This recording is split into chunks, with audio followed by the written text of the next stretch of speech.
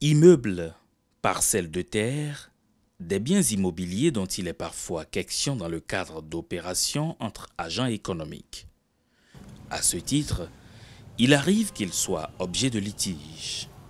D'ailleurs, au Bénin, des milliers de conflits ont pour origine des transactions portant sur les biens immobiliers. Un état de fait qui menace la paix sociale et constitue une entrave à la sérénité de l'environnement des affaires.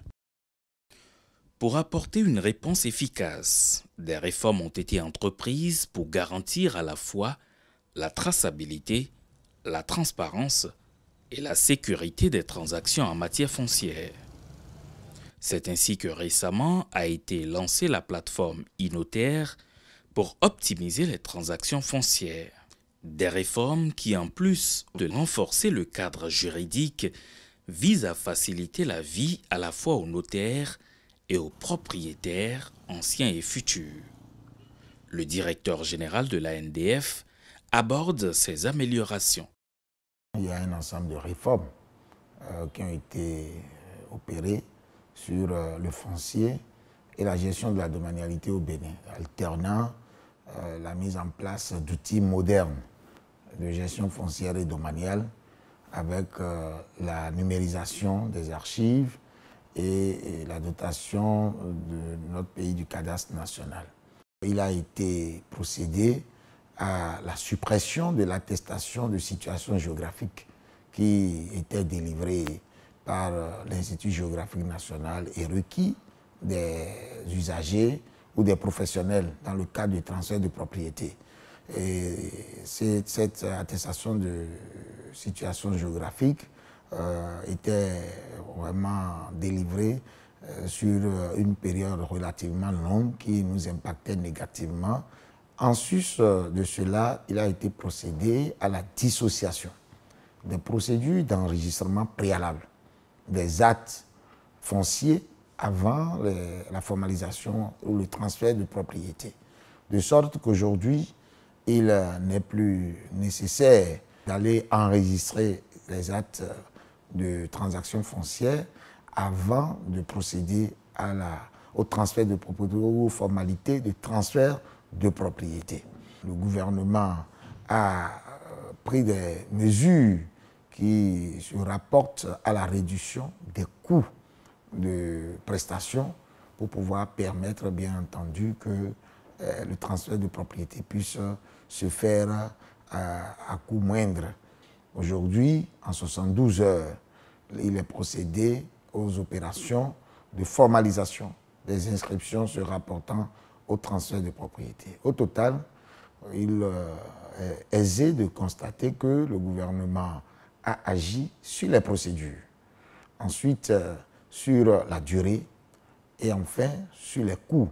Et c'est ce qui fait qu'aujourd'hui, il est mis en place une plateforme permettant aux professionnels, dans un premier temps, en l'occurrence les notaires, d'effectuer toutes leurs procédures en ligne, les procédures se rapportant au transfert de propriété. À cet effet, l'Agence nationale du domaine et du foncier, sur instruction du ministre de l'économie et des finances, M. Romad Wadaï, a procédé à la mise en place de cette plateforme qu'on appelle e-Notaire, et qui permet au notaire de son bureau, de son office ou de son cabinet de pouvoir déposer ses dossiers en ligne.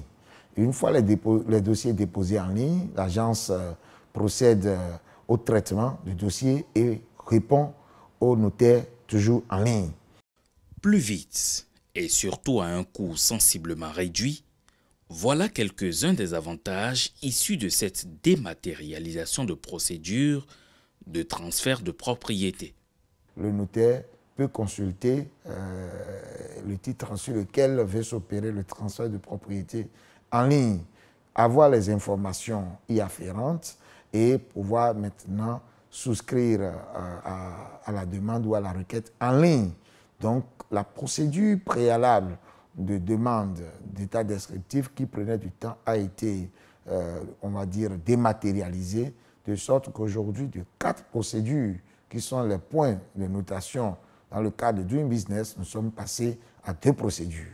Les 2 procédures, c'est d'abord la consultation et l'élaboration de l'expédition et sa soumission en ligne par le notaire et après le retrait, bien entendu, à l'Agence nationale du domaine et du foncier. On peut dès lors comprendre que rien ne sera plus comme avant en matière de transfert de propriété grâce à ces innovations dans les procédures et surtout à l'automatisation qui en résulte. Cela n'exclut cependant pas les recours en cas de non-satisfaction, comme l'explique le directeur général de l'ANDF. Lorsqu'il est fait grief à un usager dans le cadre de l'accomplissement des formalités ou que, par erreur, il lui est fait préjudice, d'une part, l'usager peut porter plainte à un double niveau. Le premier niveau, c'est d'abord de saisir en une sorte de recours gracieux la hiérarchie de l'agence pour qu'il soit rétabli dans ses droits.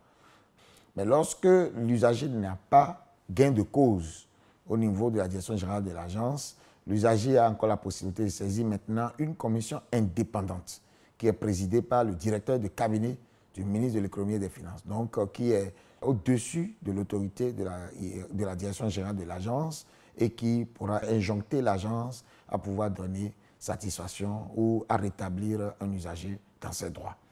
Pour tout renseignement complémentaire, contactez votre notaire ou l'ANDF au www.andf.bj.